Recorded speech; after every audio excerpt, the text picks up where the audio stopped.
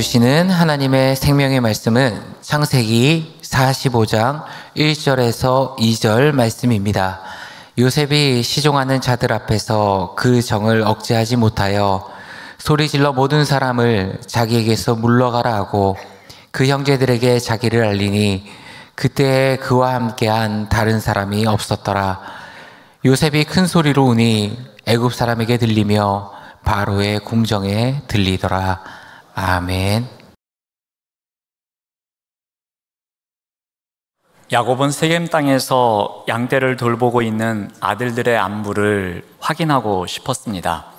그래서 야곱은 아들 요셉에게 형들의 상황을 돌아보고 올 것을 당부합니다. 이에 요셉은 아버지의 부탁을 성실과 순종으로 나아갑니다. 요셉은 세겜으로 양을 치러 나간 형들을 찾아갑니다. 헤브론에서 세겜까지는 대략 80여 킬로미터입니다. 그러니까 며칠을 가야 하는 아주 먼 거리였습니다. 드디어 요셉이 세겜에 도착했습니다. 그렇지만 그곳에는 형들이 없었습니다. 이미 형들이 다른 곳으로 이동한 이후였습니다. 세겜에 도착한 요셉은 거기서 어떤 사람을 만나서 형들이 도단에 갔다는 소식을 듣습니다. 도단은 세겜에서 20여 킬로미터를 더 가야 하는 곳이었습니다.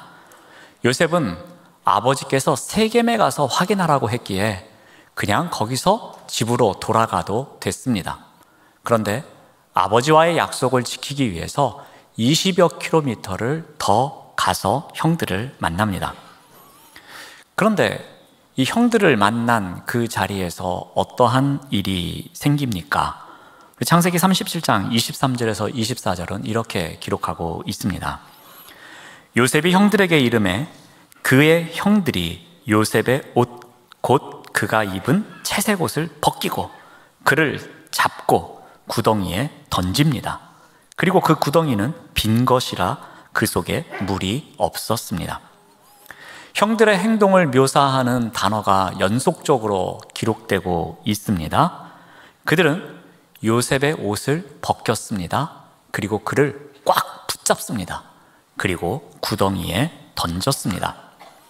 형들의 폭력성을 강조하는 단어가 연이어 나오고 있습니다. 여기서 옷을 벗기다라는 것은 어떤 의미가 있겠습니까? 이 옷은 아버지의 사랑을 상징합니다. 그러므로 요셉의 옷을 벗긴다는 것은 아버지로부터 받은 그 사랑을 빼앗겠다는 의미입니다. 아버지의 사랑을 상징하는 요셉의 화려한 옷을 빼앗아서 이제 다시는 요셉으로 하여금 그 사랑을 받지 못하게 만드는 것입니다. 또한 요셉을 잡았다는 것은 어떤 의미가 있습니까?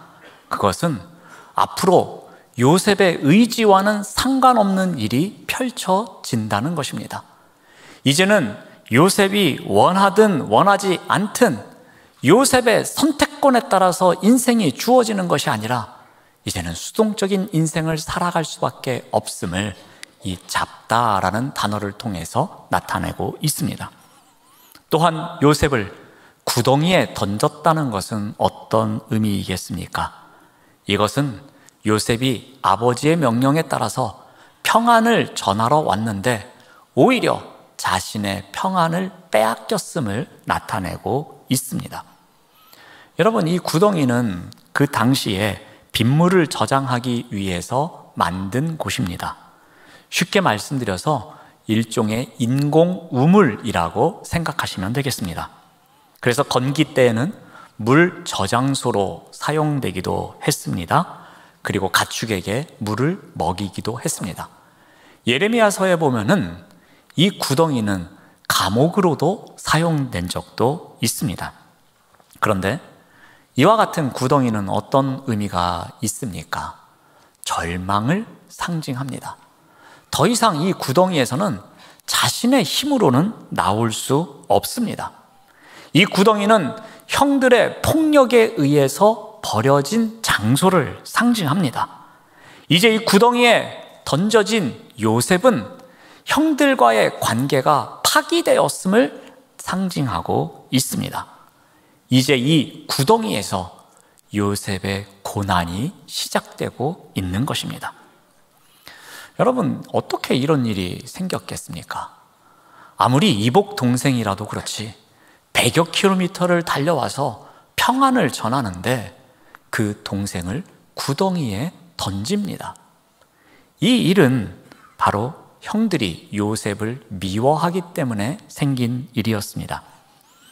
그런데 여러분, 이 형들의 미움이 하루아침에 형성됐겠습니까? 그렇지 않습니다. 요셉이 크고 작은 잘못을 할 때마다 그럼에도 불구하고 아버지 야곱은 누구의 편을 들었습니까? 요셉의 편을 들었습니다. 그리고 이것 때문에 형제들 관계에 변화가 생기기 시작합니다. 성경은 다음과 같이 기록하고 있습니다. 창세기 37장 4절 말씀을 봅니다. 그의 형들이 아버지가 형들보다 그를 더 사랑함을 보고 그를 미워하여 그에게 편안하게 말할 수 없었더라 라고 기록합니다. 형제들이 그를 미워합니다. 근데 그 이유가 어디에 있었습니까? 아버지에게 있었노라고 기록하고 있습니다. 그리고 형제들이 요셉을 미워하면서 생긴 현상이 하나 있습니다. 그 현상이 무엇입니까? 그에게 편안하게 말할 수 없었다고 합니다. 여러분, 편안하게 말할 수 없다는 얘기는 무슨 이야기이겠습니까? 다정한 대화를 못 나눈다는 이야기입니다. 마음속에 있는 속내를 드러내지 못한다는 이야기입니다. 밥 먹었니? 그래, 먹었어. 그 정도만 이야기하지 그 이상의 대화는 한마디도 나누지 못한다는 것입니다. 이들 사이의 관계가 이미 샬롬이 사라진 관계가 되었음을 나타냅니다. 마치 형제들이 요셉을 바라볼 때에 적을 바라보는 것처럼, 원수를 바라보는 것처럼 하고 있다는 이야기입니다. 그래서 어떠한 말도 섞을 수 없음을 성경은 기록하고 있습니다. 근데 여기서 끝이 아니었습니다. 우리 창세기 37장 5절 말씀을 봅니다. 제가 세번역 성경으로 읽어드리겠습니다. 한 번은 요셉이 꿈을 꾸고서 그것을 형들에게 말한 일이 있는데 그 일이 있은 뒤로부터 형들은 그를 더욱더 미워하였다. 이렇게 성경은 기록합니다. 그렇지 않아도 미웠는데 꿈 이야기를 합니다. 그 꿈 이야기를 듣고서 형들이 동생을 더욱더 미워하였노라고 성경은 기록하고 있습니다. 이제는 동생의 존재 자체도 인정하기 싫었던 것입니다. 그래서 어떤 일이 생기냐면 8절 말씀을 보니까 그의 꿈과 그의 말로 말미암아 그를 더욱 미워하였다고 기록하고 있습니다. 형들이 요셉을 미워하는 정도가 점점 강해지고 있습니다. 요셉의 꿈도 기분 나빴고 그 말도 듣기 싫었고 모든 행동이 이제는 마음에 들지 않았던 것입니다. 그러자 형들은 어떻게 하는가 하면은 우리 11절 말씀을 봅니다. 그의 형들은 시기하였다라고 성경은 기록하고 있습니다. 꿈 이야기를 들은 형들, 그리고 아버지가 끊임없이 그만 사랑하는 모습을 보면서 이제는 형들이 동생을 시기하였노라라고 성경은 기록하고 있습니다. 여러분, 시기는 사람들의 마음을 계속해서 끌어오르게 만듭니다. 분노를 쌓고 또 쌓아가게 만듭니다. 근데 여기에 나오는 시기하다라는 단어가 갖고 있는 특징이 있습니다. 이 시기를 통해서 얼굴색이 변하는 것을 이야기합니다. 이 단어가 똑같이 사용된 곳이 가인과 아벨의 이야기에 나옵니다. 우리가 잘 알고 있는 것처럼 가인은 농산일을 했습니다. 그리고 그것의 소산으로 하나님께 예물을 드렸습니다. 아벨은 목축업을 했습니다. 그리고 그것의 소산으로 하나님께 드렸습니다. 형식적으로는 둘 사이의 제사가 전혀 문제가 없었습니다. 그런데 결과는 상반적이었습니다. 하나님은 가인의 제사는 받지 않으시고 아벨의 제사만 받으셨습니다. 그러자 어떤 일이 생깁니까? 가인에게 시기심이 찾아왔습니다. 이것을 성경은 다음과 같이 기록하고 있습니다. 가인이 심히 분하여 안색이 변하였다라고 합니다. 시기심으로 심히 분하여 안색이 변할 정도였습니다. 그래서 생긴 결과가 무엇이었습니까? 가인이 아벨의 생명을 빼앗는 일이었습니다. 똑같은 일이 야곱의 아들들 사이에도 일어나고 있습니다. 남이 잘 되는 꼴을 못마땅해 합니다. 타인과 자신들을 비교하기 시작합니다. 우리가 형인데, 우리가 우월한데 왜 요셉이 더 사랑을 받는 거야? 하면서 못마땅해 합니다. 그것 때문에 분노합니다. 그것 때문에 더 미워합니다. 그런 가운데 안색이 변합니다. 즉 시기심이 찾아온 것입니다. 그러자 형제들은 어떻게 합니까? 어떻게 하면 요셉을 죽일 수 있을까 논의하는 자리로 나아간 것입니다. 자, 이렇게 미움이 자라고 시기심이 가득한 가운데 어떠한 결과가 일어났습니까? 요셉을 구덩이에 던지는 결과가 왔습니다. 그런데 성경에 보면 요셉을 구덩이에 던지고 형들이 무슨 일을 하는가 하면 그 주변에서 음식을 먹습니다. 이 행동을 통해서 성경이 나타내려는 것은 무엇입니까? 분명히 형들이 죄를 지었음에도 불구하고 그 죄책감을 느끼지 못하고 있는 그들의 상황을 묘사하고 있습니다. 자, 그런 가운데 애굽으로 가는 이스마엘 상인들의 행렬을 발견합니다. 이때 유다가 제안합니다. 우리의 혈육이 아니냐, 우리의 동생이 아니냐, 그러니 우리가 죽이지 말고 저 상인들에게 우리 동생을 팔자고 제안합니다. 다른 형제들이 유다의 제안을 받아들입니다. 그리고 노예로 팝니다. 유다의 제안에 따라서 그들은 은 20을 받고서 요셉을 상인들에게 팝니다. 은 20은 그 당시에 남자 노예들의 몸값이었습니다. 아버지 야곱의 총애를 받았던 요셉은 한순간에 노예가 되면서 새로운 운명을 맞이하게 됩니다. 불과 며칠 전까지만 해도 채색 옷을 입고 온갖 사랑을 독차지했던 요셉이었습니다. 그런데 이제 그 사랑을 상징하는 옷이 벗겨진 채로 형제들에게 붙잡혀서 자신의 의지와 상관없이 구덩이에 던져졌습니다. 그리고 노예로 팔려갑니다. 요셉은 이 순간 엄청난 배신감을 느꼈을 것입니다. 이미 구덩이에 던져지면서 첫 번째 좌절과 배신감을 느꼈을 것입니다.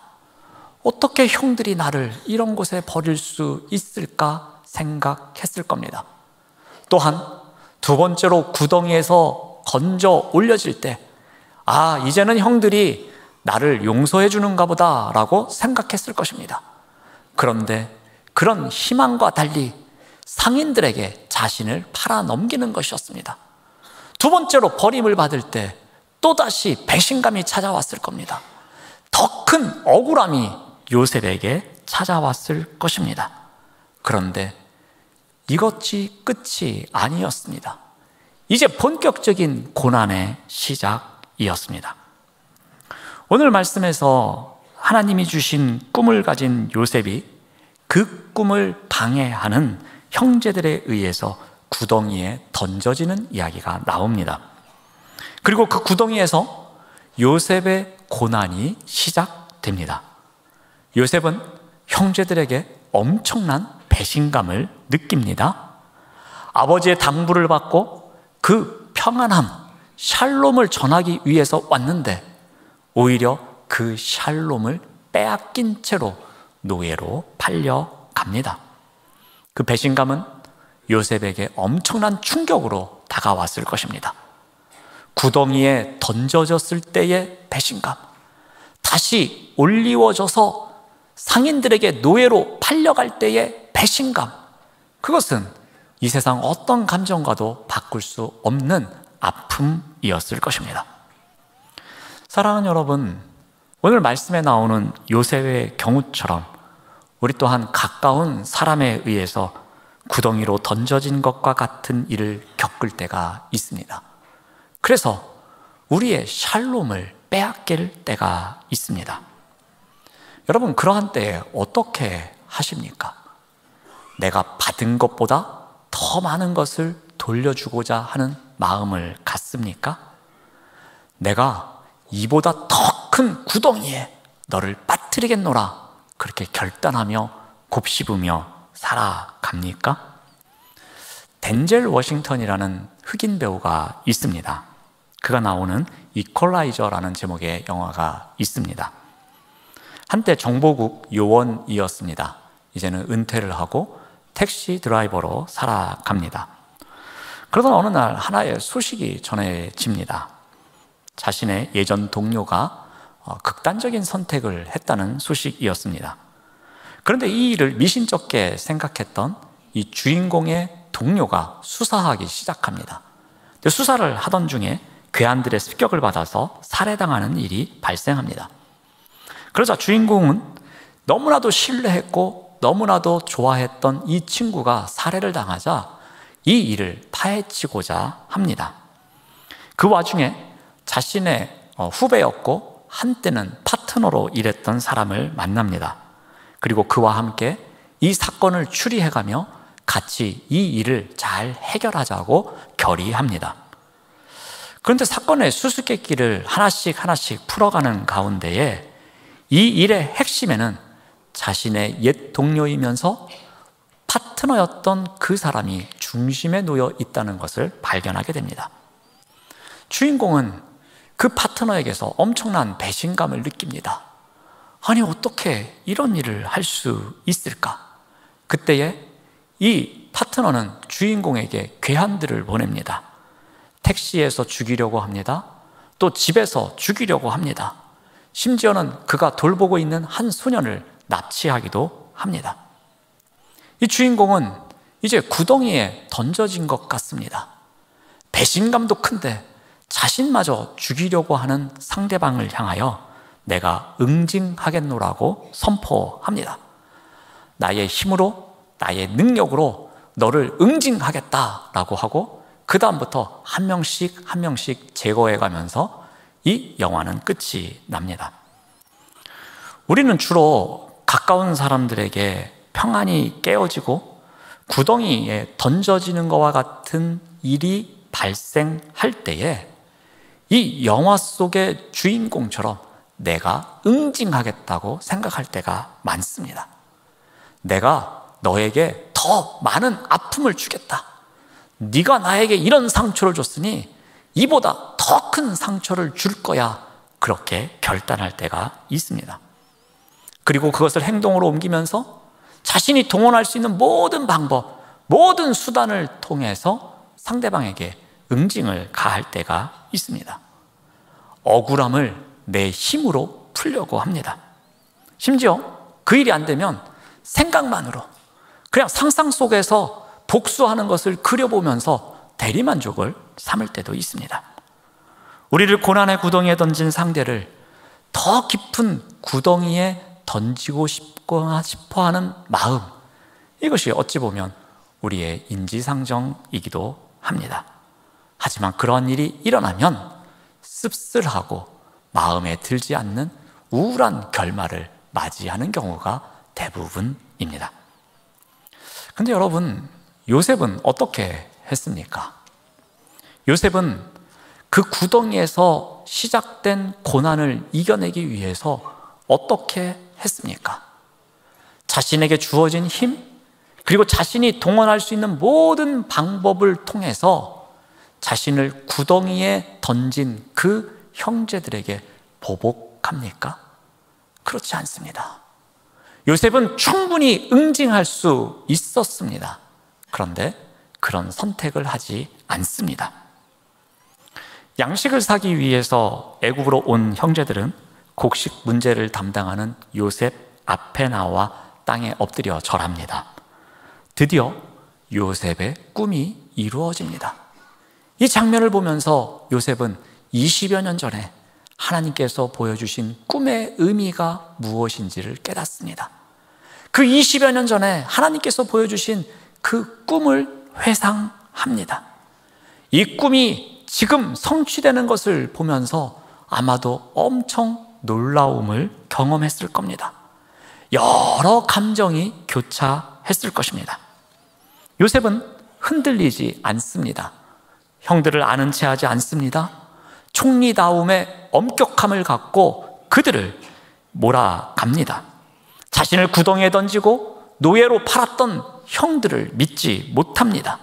그래서 요셉은 그들을 정탐꾼이라고 몰아붙입니다.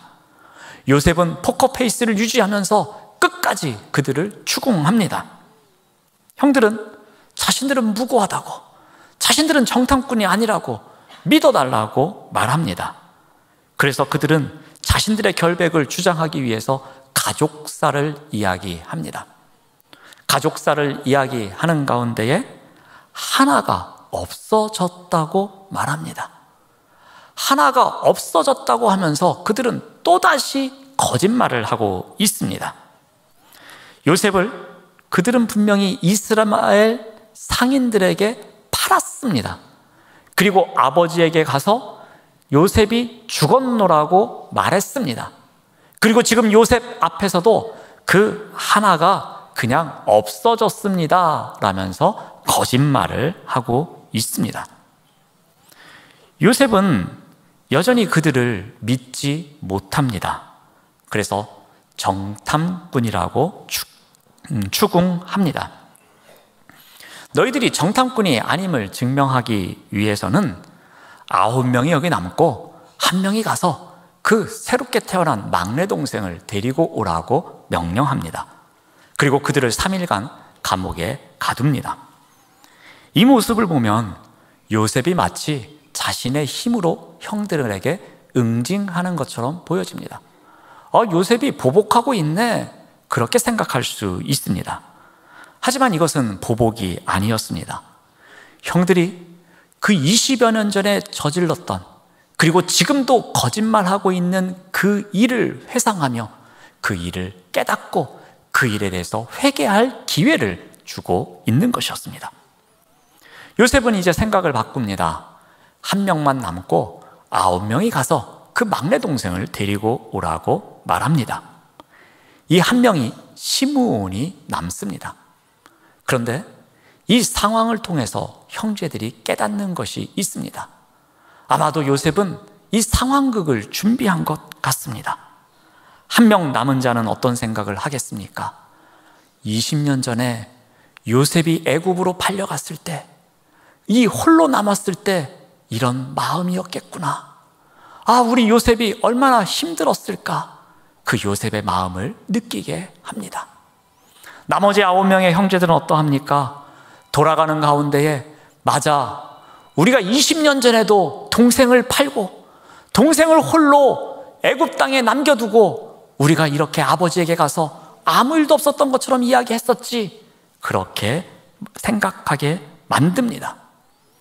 이 과정에서 요셉의 형들은 과거 요셉을 팔아넘긴 사건을 회상합니다. 그리고 형제들은 이렇게 고백합니다. 창세기 42장 21절 말씀을 봅니다. 그들이 서로 말하되 우리가 아우의 일로 말미암아 범죄하였도다. 그가 우리에게 애걸할 때에 그 마음의 괴로움을 보고도 듣지 아니하였으므로 이 괴로움이 우리에게 임하였도다 라고 고백합니다. 형제들이 그 상황 속에서 요셉을 느껴보고, 그리고 그때의 우리의 못났던 모습을 돌아보는 가운데에 자신들이 범죄하였노라고 회개하고 있습니다. 그리고 서로 고백합니다. 그런데 이 고백을 요셉도 듣습니다. 요셉은 이제 형들이 죄책감을 느끼고 있다는 것을 알게 됩니다. 그들이 두려워하고 있다는 것을 알게 됩니다.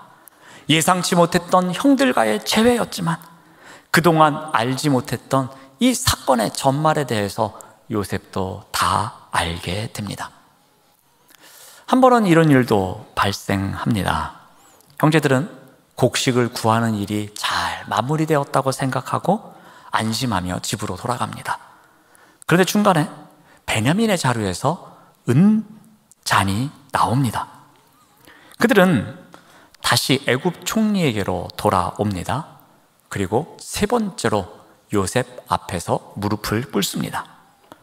그들은 요셉이 의도한 함정에 빠진 줄 전혀 모르고 있었습니다.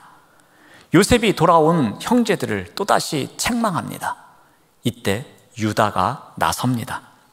유다가 대변자로 이야기합니다. 은잔이 발견된 베냐민만이 아니라 우리 모두가 요셉의 종이 되겠노라고 이야기합니다.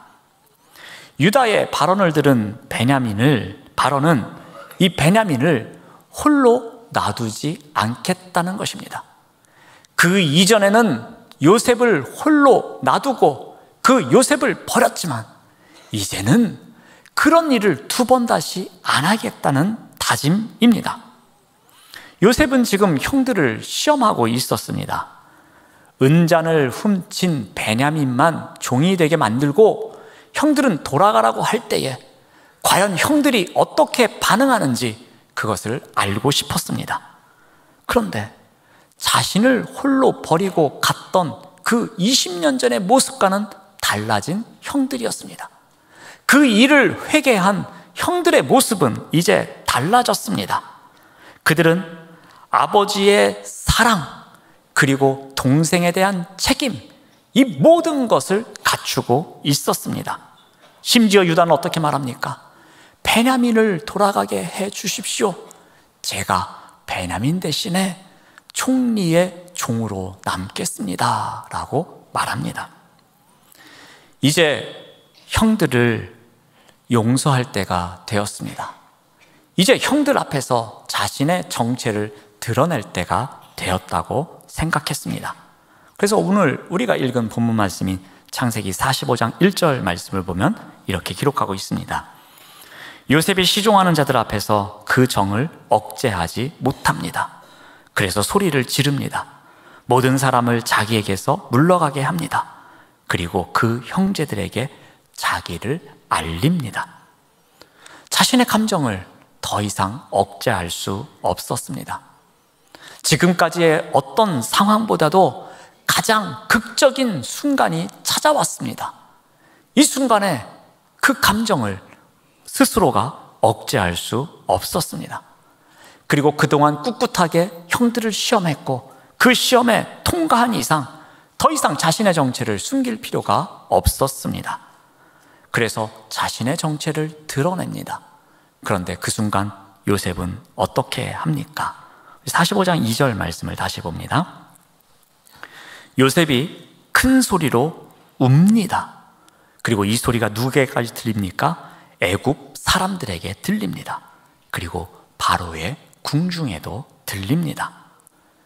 이러한 요셉의 통곡, 이 통곡은 어떠한 의미를 담고 있을까요? 그냥 소리가 커서 그리고 여러 날 울어서 사람들에게 다 알려졌다, 소문났다, 그런 의미가 있는 것일까요? 그렇지 않습니다. 이 요셉의 통곡에는 하나님께서 이끌어내신 그 통곡임을 이야기하고 있습니다. 이 통곡은 하나님의 방법이었습니다. 이 통곡은 요셉 혼자만의 울음이 아닌 하나님께서 이끄시는 통곡이었습니다. 이 통곡 없이 지금까지 꾹 참고 살아왔던 요셉, 20년 동안 그 응어리를 안고 살아왔던 요셉, 어느 누구에게도 그 아픔을 이야기할 수 없었던 요셉, 그 요셉의 곪은 상처를 만져주시는 통곡이었습니다. 이 통곡을 통해서 20년 동안 간직하고 있었던 그 응어리를 잘라버리게 만들어 주시는 것이었습니다. 요셉은 이 하나님의 이끄심에 지금 순종하고 있는 것이었습니다. 하나님께서 만들어주신 이 기회에 그 통곡으로 지금까지 지니고 있었던 아픔을 단절하고 있는 것이었습니다. 자, 그렇다면 우리가 한 가지 더 살펴봐야 될 것은 어떻게 이런 통곡이 가능했겠는가입니다. 요셉이 어떻게 이러한 통곡에 순종할 수 있었겠는가입니다. 우리 창세기 45장 5절 말씀을 봅니다. 하나님이 생명을 구원하시려고 나를 당신들보다 먼저 보내셨습니다 라고 고백합니다. 또 7절 말씀을 봅니다. 당신들의 후손을 세상에 두시려고 나를 당신들보다 먼저 보내셨습니다 라고 고백하고 있습니다. 요셉의 고백에 무엇이 담겨져 있습니까? 하나님을 향한 믿음의 확신이 담겨져 있습니다. 요셉의 고백은, 요셉의 통곡은 단순한 눈물을 흘리는 시간이 아니었습니다. 하나님을 향한 믿음의 고백의 시간이었습니다. 하나님을 향한 신뢰의 고백의 시간이 바로 통곡의 시간이었습니다. 그 믿음은 어떠한 고백이었습니까? 단지 자신 하나, 이 육신을 구원하시고자 함이 아니라 형제들까지 구원하시고자 하는 하나님의 계획하심에 대한 믿음의 고백이었습니다. 단지 이 형제들만이 아니라 그 후손들까지도 구원하시고자 하는 하나님에 대한 신뢰가 담겨져 있는 고백이었습니다. 바로 이 믿음의 확신이 있는 통곡이 있었기에 그는 억울한 상황 속에서도, 구덩이에 던져진 그런 고난 속에서도 그는 이겨낼 수 있는 힘이 있었던 것입니다. 요셉에게 있어서 하나님은 나와 함께 하실까라는 의문문이 아니었습니다. 하나님은 나와 함께 하신다라는 감탄문이 그의 고백이었던 것입니다. 요셉의 이러한 믿음이 함께하는 통곡이 있고 난 이후에 어떠한 일이 생깁니까? 창세기 45장 15절 말씀을 봅니다. 요셉이 또 형들과 입맞추며 안고 우니 형들이 그제서야 요셉과 말하였다라고 성경은 기록하고 있습니다. 요셉과 형제들이 부둥켜 안고 웁니다. 그런데 이 통곡 이후에 어떠한 일이 생깁니까? 그제서야 요셉과 말하였노라 라고 합니다. 이제 요셉과 어느 정도 대화하게 되었다는 것입니다. 이제 요셉과 진정한 소통을 할 수 있게 되었다는 것입니다. 우리 37장 4절에서 살펴볼 때는 어떠했습니까? 형들이 요셉에게 어떠한 다정한 말도 할 수 없었노라고 우리가 살펴보았습니다. 그때는 그냥 인사 이외에는 아무것도 하지 않는, 속내를 드러내지 못하는 그들 사이에 장벽이 놓여있는 시간이었습니다. 그런데 통곡 이후에 어떠한 일이 생깁니까? 요셉과 형들 사이에 막혔던 벽이 허물어집니다. 이제 진정한 소통이 이들에게 일어나고 있었던 것입니다. 어떤 사건 때문에 우리 마음속에 응어리진 것이 생길 때가 있습니다. 그러면 그 응어리는 대부분 깊은 상처로 남습니다. 또한 이러한 상처는 계속해서 지속된 아픔으로 우리에게 다가옵니다. 그래서 이러한 아픔을 이겨내려면 마음속 깊은 곳에 응어리진 것을 도려내야 합니다. 요셉이 바로 이러한 과정을 살아냈습니다. 그런데 그는 이 응어리를 어떻게 도려냅니까? 자신을 구덩이에 던져 상처를 준 형들에게 똑같은 방식으로 보복합니까? 자신이 갖고 있었던 힘으로 그들로 하여금 더 큰 구덩이에 빠지게 만듭니까? 그렇지 않았습니다. 그는 20년 만에 찾아온 통곡을 통해서 이 응어리진 것을 도려냅니다. 그런데 이와 같은 통곡에 필요한 것이 있습니다. 그것이 무엇입니까? 하나님에 대한 신뢰입니다. 하나님은 나와 함께 하실까라는 의문문이 아니라 하나님은 나와 함께 하셔라는 감탄문, 하나님이 이 통곡의 의미를 알고 계셔라는 믿음, 하나님이 나의 통곡을 통해서 나를 회복시켜 주실 거야 라는 믿음, 이와 같은 믿음의 고백이 있는 통곡이 바로 구덩이에서 우리를 벗어나게 해준다는 것입니다. 사랑하는 여러분, 구덩이에 던져진 것 같은 아픔이 있으십니까? 그리고 그 고난이 너무나 커서 우리에게 씻을 수 없는 상처가 되어 버립니까? 그래서 오랜 시간 마음속에 가져온 응어리가 있습니까? 하나님께서 이끄시는 통곡을 통해 이 구덩이에 던져진 것 같은 고난을 이겨내시기를 바랍니다. 예수님께서도 이렇게 말씀하셨습니다. 원수를 사랑하라고, 그리고 핍박하는 사람을 위해서 기도하라고 말씀하셨습니다. 우리를 구덩이에 빠뜨리는 것 같은 그런 상대일지라도, 그래서 원수일지라도, 그래서 우리를 핍박하는 자일지라도 그 사람을 위해서 기도하는 믿음의 통곡이 우리에게 있어야 할 것입니다. 이것이 바로 이노베이트입니다. 기도하겠습니다. 하나님 감사합니다. 구덩이에 던져지는 상황 속에서도, 마음의 상처가 응어리가 되는 순간에도 이 모든 것을 회복하도록 이끄시는 하나님의 손길이 있음을 기억하게 하옵소서.